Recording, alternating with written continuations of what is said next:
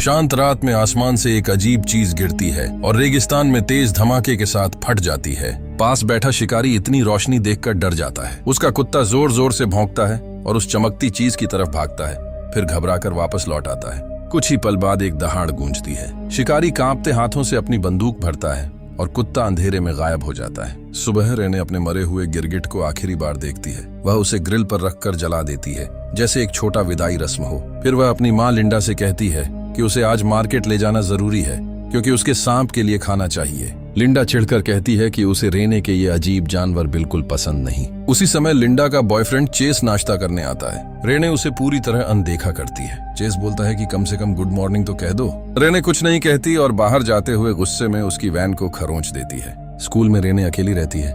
बच्चे उसका मजाक उड़ाते हैं। लंच में वह गिल नाम के लड़के के साथ बैठती है, जिसे बाकी सब दूर रखते हैं। गिल उससे बात करना चाहता है, लेकिन रेने चुपचाप खाना चाहती है। क्लास के बाद लिंडा उसे देर से लेने पहुंचती है। गाड़ी में लिंडा पूछती है कि दिन कैसा था। रेने बात बदलकर पूछती है कि आप देर क्यों आई और ऑफिस नहीं गई। लिंडा झूठ बोलती है, लेकिन रेने समझ जाती है कि चेस से झगड़ा हुआ है। वो कहती है कि माँ, आपको उससे अलग हो जाना चाहिए। वह घर में कोई काम नहीं करता और सिर्फ शराब पीता है। लिंडा शांत होकर कहती है कि चेस को मेरी जरूरत है और मुझे जरूरत महसूस होना अच्छा लगता है। घर पहुंचकर रेने अपने सारे अजीब जानवरों को खाना खिलाती है। वह बैंजो बजाते हुए उनसे बात करती है। उसे लगता है कि उसका सांप ही उसका असली साथी है। ये सोच उसे और अकेला कर देती है। इस अपनी वैन पर लगी खरोंच का जिक्र करता है और समझता है कि रेने ने किया है। लिंडा बात बदल देती है। फिर चेस माइक्रोवेव से आ रही गंदी बदबू की शिकायत करता है। रेने कहती है कि उसने अपने सांप के लिए मरा हुआ चूहा गर्म किया था। चेस घिन से चिल्लाता है और कहता है कि यह बहुत गंदा है। रेने उसे चिढ़ाती है और चेस गुस्से में उसके चेहरे पर चिप्स फेंक देता है। परेशान होकर रेने घर से बाहर भाग जाती है। अंदर लिंडा और चेस लगातार बहस करते रहते हैं। झगड़े से तंग आकर रेने अपनी एटीवी पर बैठती है और अकेली रेगिस्तान की तरफ चली जाती है। रेगिस्तान में उसे एक पलटी हुई ट्रक और उसके पास एक बड़ा गड्ढा दिखता है। वह मुड़ती है तो डरावनी दहाड़ सुनाई देती है। सामने एक बड़ा अजीब सा एलियन जैसा जीव खड़ा होता है। वह डरकर छिप जाती है। एलियन उसे पकड़ने की कोशिश करता है, लेकिन वह ट्रक से बंधी जंजीर में फंसा होता है। वह खींचता है और जोर लगाता है, लेकिन जंजीर नहीं टूटती। आखिरकार थक कर गिर जाता है। रेने को भागने का मौका मिलता है, लेकिन वह देखती है कि एलियन जख्मी है। उसकी टांग शिकारी के फंदे में फंसी है। वह कुछ देर सोचती है और हिम्मत करके ट्रक के पास जाकर जंजीर खोल देती है। एलियन दर्द से चीखता है और रेने डर कर अपनी एटीवी स्टार्ट करती है और तेज भाग जाती है। घर पहुंचकर वह देखती है कि उसकी माँ चेस को सांत्वना दे रही है। वह गुस्से में बाहर रुक जाती है। अगली सुबह रेने आसमान में कई हेलीकॉप्टर देखती है। उसे लगता है कि वे एलियन को ढूंढ रहे हैं। वह उसकी मदद करने का फैसला करती है और जरूरी चीजों की एक लिस्ट लिखती है। वह गिल से उसकी माँ का वीडियो कैमरा मांगती है और बदले में होमवर्क देने का वादा करती है। घर लौटने पर लिंडा और चेस उसका इंतजार करते मिलते हैं। चेस उसे अपना 24 घंटे का सोबर कॉइन देता है और कहता है कि वह कल तक साफ रहने की कोशिश करेगा। रेने ठंडे लहजे में कहती है कि तुमने कल रात पी थी, तो 24 घंटे कैसे? चेस कहता है कि मैं कोशिश कर रहा हूं और तुम्हें भी अपनी माँ के लिए कोशिश करनी चाहिए। उसके जाने के बाद लिंडा कहती है कि वह बदलना चाहता है। रेने कॉइन फेंक देती है और कहती है कि वह माफी भी नहीं मांगता और आप फिर भी उसका साथ देती हैं। रात को रेने अपनी जरूरी चीजें पैक करती है। वह अपने दरवाजे पर एक नोट चिपकाती है। लिखा होता है कि होमवर्क कर रही हूँ, परेशान न करें। फिर वह चुपचाप चेस के कमरे में जाकर उसकी चाबियां चुरा लेती है। उसकी ट्रक खोलती है तो अंदर छोटे वोडका की बोतलें और एक बंदूक मिलती है, जो उसकी आखिरी जरूरत थी। वह सीधे रेगिस्तान वापस जाती है। रेने हवा में एक गोली चलाती है, लेकिन एलियन बिल्कुल नहीं हिलता। वह कैमरा सेट करती है और सावधानी से उसके पास जाकर जाल काटने लगती है। एलियन बिल्कुल शांत पड़ा रहता है और रेने को लगता है कि वह मर चुका है। अचानक एलियन उस पर झपटता है और उसके सिर पर लार गिरा देता है। रेने डर से जम जाती है। एलियन उसे सूंघता है और पीछे हट जाता है। अब रेने उसे साफ देख पाती है। वह सचमुच एक एलियन है। रेने उससे बात करने की कोशिश करती है और उसे सेब देती है। एलियन सेब फेंक देता है। उसी समय फिर हेलीकॉप्टर ऊपर से गुजरते हैं। रेने उसे समझाती है कि वे भी खतरनाक हैं। शाम को घर जाते हुए उसे याद आता है कि चेस की बंदूक रेगिस्तान में रह गई। जब वह घर पहुंचती है तो चेस को फिर शराब पीते देखती है। चेस कहता है, कृपया अपनी माँ को मत बताना। फिर पूछता है, क्या तुम्हें मेरी चाबियां मिली? रेने शांत लहजे में कहती है, नहीं। वह बाहर जाती है और झाड़ियों में छुपा एलियन देखती है। डरकर कहती है कि यहाँ से चला जाओ। एलियन नहीं मानता। वह अपनी एटीवी पर बैठती है और रेगिस्तान की तरफ बढ़ती है। एलियन उसके पीछे चलता है। खुले रेगिस्तान में पहुंचकर एलियन नजरों से गायब हो जाता है। अचानक वह सामने कूद कर आता है और अपना मुंह खोलता है।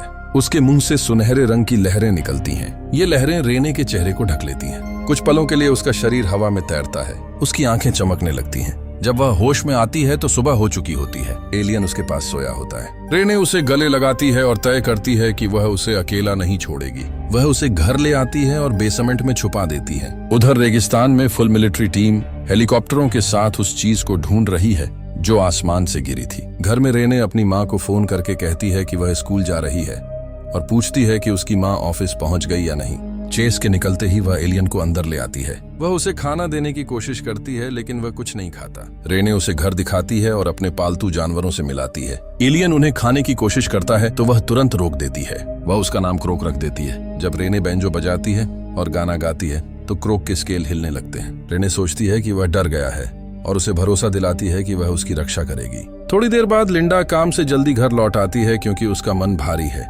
उसी समय चेस का संदेश आता है। उसने अपनी 48 घंटे की सोबर टोकन की तस्वीर भेजी है। लिंडा कार में बैठे रोने लगती है। उसे लगता है कि शायद वही कोशिश नहीं कर रही। उधर लिविंग रूम में रेने क्रोक के साथ टीवी देख रही होती है। जैसे ही दरवाजा खुलने की आवाज आती है वह घबरा जाती है। लिंडा घर में आती है और फैल हुआ गंध देखकर नाराज हो जाती है। अपनी घबराहट को कम करने के लिए वह अपनी दवाइयां लेती है। उसी समय रेनी क्रोक को पकड़कर तहखाने में दौड़ती है। तभी गिल वीडियो कैमरा लेने आता है। लिंडा उसे अंदर आने देती है और वह रेनी के कमरे में जाता है। वहाँ वह उसके पिता की पुरानी तस्वीर देखता है। एक पल के लिए वह लगभग उसके तकिए की खुशबू महसूस करता है लेकिन फिर खुद को रोक लेता है क्योंकि उसे एहसास होता है कि यह गलत होगा। रेनी क्रोक के लिए पानी छोड़ती है और फिर ऊपर चली जाती है। लिंडा नाराज हो जाती है क्योंकि रेनी स्कूल नहीं गई, लेकिन रेनी झूठ बोलकर कहती है कि वह ठीक महसूस नहीं कर रही थी।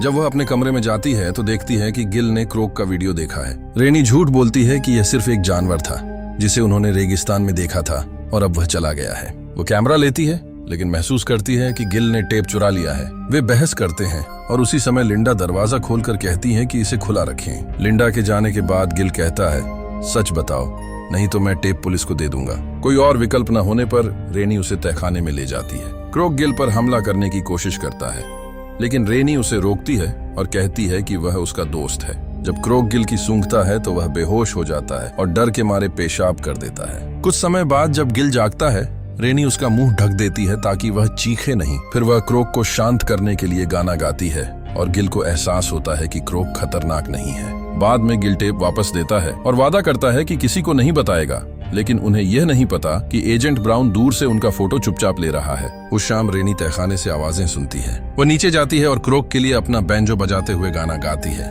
वह बताती है कि बैंजो उसके पिता का था और बचपन की यादें साझा करती है। फिर वह उसे खाना खिलाने की कोशिश करती है लेकिन उसे कोई भी खाना पसंद नहीं आता। अगले दिन लंच में गिल अपने जुरासिक पार्क के आइडिया के बारे में बताता है। क्रोक पालतू खाना नहीं चाहता, वह शिकार करना चाहता है। रात में वे हेलहोल कैनियन जाते हैं और क्रोक को शिकार करने देते हैं। वह वहाँ सुअरों पर हमला करता है और बहुत खाता है। खाने के बाद अगर वह चाहती है तो क्रोक रेनी के लिए एक मांस का टुकड़ा लाता है। रेनी खुश होकर गिल को गले लगाने की कोशिश करती है लेकिन क्रोक गर्जन करता है और उन्हें एक दूसरे को छूने नहीं देता। जब रेनी घर लौटती है वह क्रोक को तहखाने में छोड़ देती है। जैसे ही वह अपने कमरे की ओर जाती है चेज पूरी तरह नशे में उसका बाल पकड़ता है और उसे सोफे पर फेंक देता है। वह अपनी बंदूक के बारे में पूछना शुरू करता है। रेनी झूठ बोलती है लेकिन चेज उसे समझ लेता है। जब वह मानती है कि बंदूक रेगिस्तान में खो गई थी तो चेज गुस्से में कहता है, तुम मेरी इज्जत नहीं करती क्योंकि तुम मुझसे नहीं डरती। फिर वह अपने बचपन की कहानी बताता है कि उसके पिता उसे मारते थे ताकि वह सम्मान सीख सके। डरी हुई रेनी भागने की कोशिश करती है लेकिन चेज उसे पकड़ लेता है। वह उसका हाथ काटती है और बचने के लिए संघर्ष करती है। गुस्से में वह उसे दीवार से टकराता है, उसके ऊपर चढ़ता है और उसे घोंटने लगता है। लिंडा चीख सुनकर दौड़ती है और चेज को खींचकर हटाती है। तहखाने में क्रोक सब कुछ सुनता है और गुस्से में दीवार पर मुक्का मारता है। पूरा घर हिलता है। कुछ मिनटों बाद वह थक कर रुक जाता है। लिंडा सोचती है कि भूकंप आया था। चेज को चिल्लाती है और उसे बाहर फेंक देती है। जब वह जाने से इनकार करता है तो वह दीवार पर बियर की बोतल फेंकती है और वह आखिरकार चला जाता है। वह रेनी की जांच करती है लेकिन रेनी दिखावा करती है कि परेशान है और कहती है कि वह अपने कमरे में जा रही है। इसके बजाय वह चुपचाप तहखाने में जाती है और क्रोक को शांत होने को कहती है। थककर वह उसके पास ही सो जाती है। अगली सुबह एक FBI एजेंट जोनाथन आता है। वह अपना बैज दिखाता है और कहता है कि उन्हें चेज की बंदूक मिली जिसमें रेनी के फिंगरप्रिंट हैं। रेनी जोर देती है कि वह केवल कैन पर निशाना साधने का अभ्यास कर रही थी, लेकिन जोनाथन चेतावनी देता है, मैं अभी अच्छा व्यवहार कर रहा हूँ। अगर तुम मुझे वह नहीं दोगी जो मैं चाहता हूँ तो अगली बार मैं वारंट और हथकड़ी लेकर आऊंगा। इसी बीच लिंडा को पता चलता है कि घर में पानी नहीं आ रहा है और वह एक प्लम्बर को बुलाती है जो पुराने पारिवारिक दोस्त हैं। वह काम पर चली जाती है और वह घर की जांच करता है। जब वह क्रोक को पाता है तो घबरा जाता है और उसे एक औजार से मारता है। क्रोक गुस्से में उसे काटता है। डरी हुई प्लम्बर अपनी वैन में भागता है और तेजी से चलता है, लेकिन झटके और दर्द में एक दूसरी कार से टकरा जाता है। उस शाम जब रेनी घर लौटती है, लिंडा उससे बात करने की कोशिश करती है। रेनी चिल्लाती है और सब कुछ उसके दोष ठहराती है। लिंडा रोते हुए समझाती है कि पानी की पाइप फट गई थी। इसका मतलब समझते हुए रेनी तहखाने की ओर दौड़ती है। वह खून, क्रोक और प्लम्बर को पाती है। वह क्रोक से कहती है कि वह अब किसी को नुकसान नहीं पहुंचा सकता और समझती है कि अब वह उसे घर में नहीं रख सकती। इसी बीच एजेंट ब्राउन गिल से मिलने जाता है। उस रात रेनी अपना एटीवी लेकर रेगिस्तान जाती है और क्रोक पीछे दौड़ता है। वह इतनी तेज है कि उसकी गाड़ी को पीछे छोड़ देता है। गिल पहले से ही वहां इंतजार कर रहा है। रेनी बताती है कि वह क्रोक को चेज की वैन में छुपाकर उसे वाइल्ड लाइफ रिजर्व में ले जाने की योजना बना रही है, जहां वह सुरक्षित रहेगा। वह वहां तक पहुंचने तक उसके साथ रहना पड़ेगा। गिल बताता है कि एजेंट ब्राउन उसे धमकाने आया था और कहा था कि अगर वह क्रोक के बारे में नहीं बोलेगा तो उसका परिवार डिपोर्ट कर दिया जाएगा, लेकिन गिल फिर भी चुप रहा। इसके बाद रेनी क्रोक को रेगिस्तान में एक बड़े डिब्बे में छुपा देती है और यात्रा की तैयारी के लिए घर लौटती है। वह लिंडा को अलविदा पत्र छोड़ती है और अपने सभी पालतू जानवरों को छोड़ देती है, लेकिन जैसे ही वह वैन में चढ़ने वाली होती है, एक नशे में चेज बंदूक लेकर आता है। वह उसे खींचकर जमीन पर फेंक देता है और फिर खुद और लिंडा को सोफे पर मजबूर करता है ताकि वह चिल्ला सके कि कोई उसे प्यार नहीं करता। घर के अंदर चेज गुस्से में एक मेज फेंक देता है। इसी बीच रेगिस्तान में कुछ एजेंट उस डिब्बे को खोजते हैं जिसे रेनी ने छुपाया था, लेकिन जब वे इसे खोलते हैं तो यह पूरी तरह खाली होता है। उसी समय क्रोक पहले ही पूरे तेजी से घर की ओर दौड़ रहा होता है। अंदर चेज लिंडा को बुरी तरह पीट रहा होता है। डरी और रोती लिंडा अपनी बेटी से चिल्लाती है, भागो। रेनी भागने की कोशिश करती है, लेकिन चेज उसे पकड़ लेता है और उसका चेहरा वैन से टकराता देता है। बंदूक उसकी तरफ उठाता है। अचानक क्रोक आता है। वह सीधे चेज पर झपटता है और उसे वैन से इतनी जबरदस्त टक्कर मारता है कि वह तुरंत मर जाता है। रेनी क्रोक को रोकने की कोशिश करती है, लेकिन वह गुस्से में गर्जन करता है और दूर भाग जाता है। तभी गिल आता है। चेज के कुचले हुए शरीर को देखकर वह उल्टी करता है। हिलते हुए वह रेनी से कहता है कि क्रोक को बचाना अब असंभव है और स्वीकार करता है कि उसने पहले ही एजेंटों को सब कुछ बता दिया है। उसी समय जोनाथन घर से बाहर निकलता है और वैन का टायर गोली मार देता है। कुछ ही सेकंड में पूरी एजेंसी की टीम संपत्ति के चारों ओर पहुंचती है और उपकरण स्थापित करती है। रेनी को कुर्सी से बांध दिया जाता है और उसके सिर पर जाल जैसा उपकरण लगाया जाता है जो उसके दिमाग को कंप्यूटर से जोड़ता है। मशीन रिपोर्ट करती है कि उसका क्रोक से संबंध अब तक का सबसे मजबूत रिकॉर्ड है। प्रतिक्रिया का परीक्षण करने के लिए जोनाथन जानबूझकर रेनी की उंगली तोड़ता है, सिर्फ उसकी चीख सुनने के लिए। क्रोक उसकी चीख सुनता है और तुरंत घर की ओर दौड़ता है, लेकिन जैसे ही वह अंदर आता है वह जाल में फंस जाता है और इलेक्ट्रिक शॉक से गिर पड़ता है। रेनी उनसे रोकने की गुहार लगाती है और रोती है, लेकिन जोनाथन उसे भी बेहोश कर देता है। कुछ समय बाद क्रोक एक सरकारी सुविधा में ले जाया जा रहा है। विशेष प्लेटफॉर्म पर सिडेटेड है। रेनी एक खाली कमरे में कुर्सी से बंधी होकर जागती है। जोनाथन उसके सामने खड़ा होता है। वह उसके चेहरे पर थूकती है। रेनी जोर देती है, क्रोक मेरा दोस्त है। जोनाथन ठंडे तरीके से जवाब देता है, वह खतरनाक है। वह समझाता है कि रेनी पहला इंसान नहीं है जिसने एलियन से सामना किया, बल्कि पहला है जो बचा है। सरकार मानती है कि क्रोक एक अत्यधिक उन्नत एलियन सभ्यता द्वारा बनाया गया था और पृथ्वी पर जासूस के रूप में भेजा गया है, जिसका मतलब है कि हमला कभी भी हो सकता है, क्योंकि रेनी का दिमाग क्रोक से जुड़ा है। जोनाथन चाहता है कि वैज्ञानिक उसके दिमाग का अध्ययन करें और उस कनेक्शन का इस्तेमाल एलियंस को नष्ट करने के लिए करें। अगर वह इनकार करती है तो वह धमकी देता है कि लिंडा को पागल खाने में डाल दिया जाएगा और रेनी से जबरन जानकारी ली जाएगी, भले ही इससे उसकी मौत हो जाए। लिंडा को अपनी बेटी को आखिरी बार देखने की अनुमति मिलती है। रेनी का पत्र पढ़ने के बाद वह आंसू बहाते हुए माफी मांगती है। जब लिंडा चली जाती है, रेनी जानबूझकर खुद को चोट पहुंचाती है, जैसे जोनाथन ने पहले किया था। उसकी चीख सुनकर क्रोक गुस्से में आता है, अपनी जंजीरों को तोड़ देता है और आसपास के सभी गार्ड्स को मार देता है। अलार्म बजते हैं, लाइट झपकती है और सुविधा में अराजकता फैल जाती है। क्रोक लैब से बाहर टूटता है और किसी को भी रोकने की कोशिश करने वालों को नष्ट करता है। लिंडा अपनी बेटी तक पहुंचने के लिए बेताब मुख्य दरवाजा बंद पाकर वेंट से रेंगती है। हॉलवे में आते ही वह डर के मारे ठिठक जाती है। हर जगह मृत शरीर पड़े हैं। जोनाथन और एजेंट ब्राउन तैयार खड़े हैं और बंदूकें दरवाजे की ओर तानी हुई हैं। अचानक क्रोक दीवार तोड़कर आता है। और दोनों एजेंट्स को इतनी जबरदस्त टक्कर मारता है कि वे बेहोश हो जाते हैं। वह उन्हें मारने ही वाला होता है कि रेनी उसे रोकती है।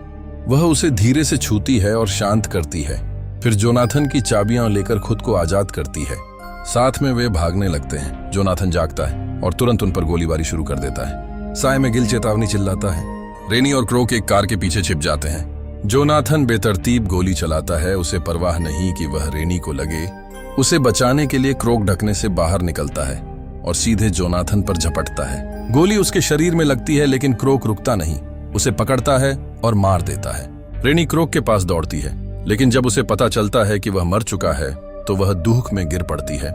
लिंडा और गिल उसे पकड़ते हैं जबकि वह रोती है। कुछ समय बाद तीनों शांतिपूर्ण पिकनिक पर एक साथ बैठते हैं और आखिरकार साथ में ठीक होते हैं। लेकिन एक सरकारी लैब में वैज्ञानिक क्रोक के शव की जांच जारी रखते हैं। और यहीं इस कहानी का अंत होता है दोस्तों। और भी कहानियों के लिए चैनल को लाइक और सब्सक्राइब करना न भूलें।